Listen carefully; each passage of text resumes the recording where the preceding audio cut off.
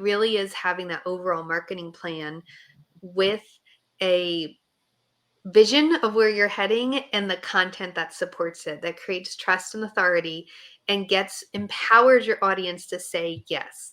You speak to them so that they understand that you understand them, and then you give them some quick wins so that they know that you can help them. And I have a whole talk that I actually did with Giver, I guess a month or two ago, about speaking so your ideal client will listen. And so if you want to know about that, watch that one. You can go to my YouTube channel, find my playlist. Anyway, so how to be successful is to really, like I said, know your numbers, know where you're driving people, but also know what your people want. Myron Golden talks about this a lot. I've been kind of binge watching some of his stuff, so I've been referencing him a lot. And so two things that he brings up is that if you want to find the right people, you really need to be findable. So his standard is 7 hours of content on 4 different platforms. And that I think and I think there's something else he has in there, but that's what I've been going on. So if you can be on 3 or 4 different platforms and someone can watch or read for 7 hours what your expertise is, what you have to share, what you know, then they will feel like they know you because they've gotten to experience so much of what you do. That's part of the reason why I love going on things like this, because I get to connect with new people and serve in a big way. And get to a new audience.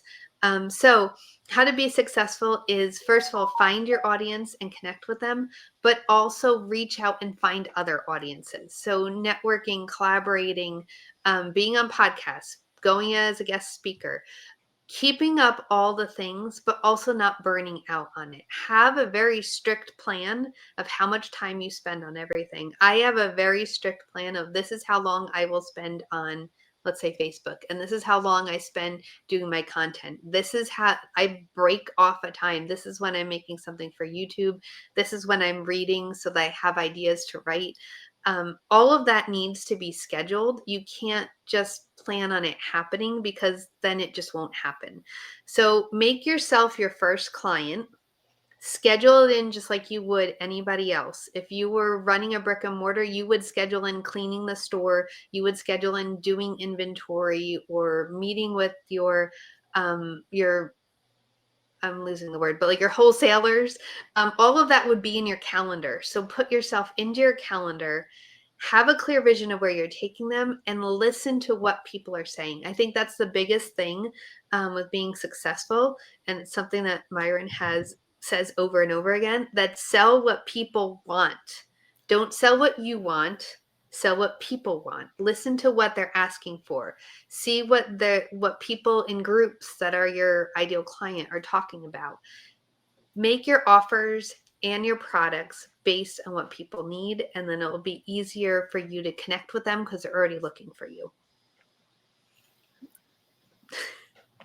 I think that's great advice, Jennifer.